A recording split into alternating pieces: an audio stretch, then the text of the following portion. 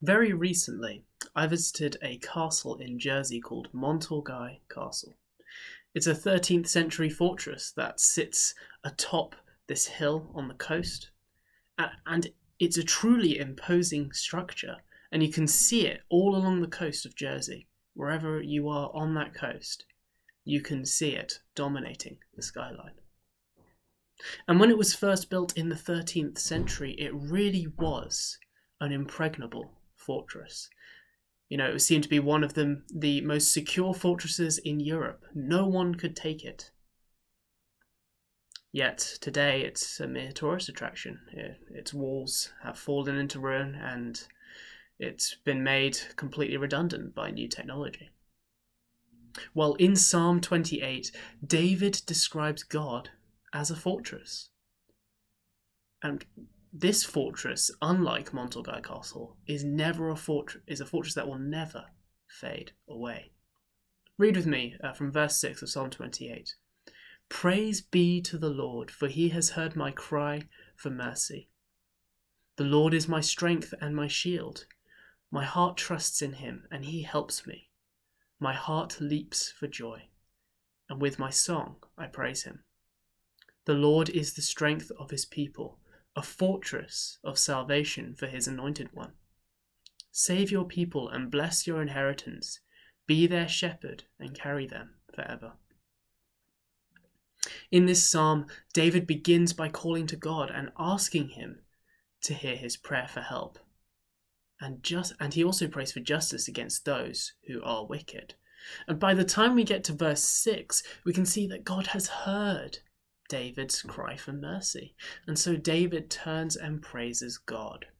He says in verse 7, "The Lord is my strength and my shield. My heart trusts in him and he helps me." God strengthens David and he is his shield, protecting him. At this point I envisage like a knight with a shield and a sword standing in front of David, protecting him from his enemies. But then David shifts his perspective away from himself and to all the people of God. In verse 8, he describes God as the strength of his people and a fortress of salvation for his anointed one.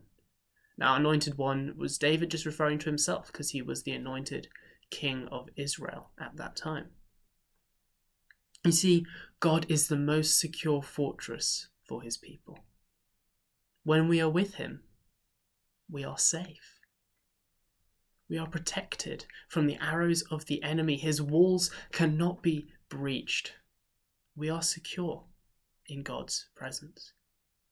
And unlike any earthly fortress, this fortress cannot be taken, destroyed, made redundant by technology.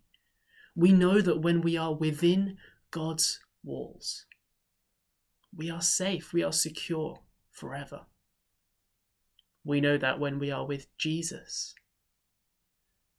that though the enemy will try to take this fortress, he cannot pluck us out of God's hand. We are his forever. We are safe.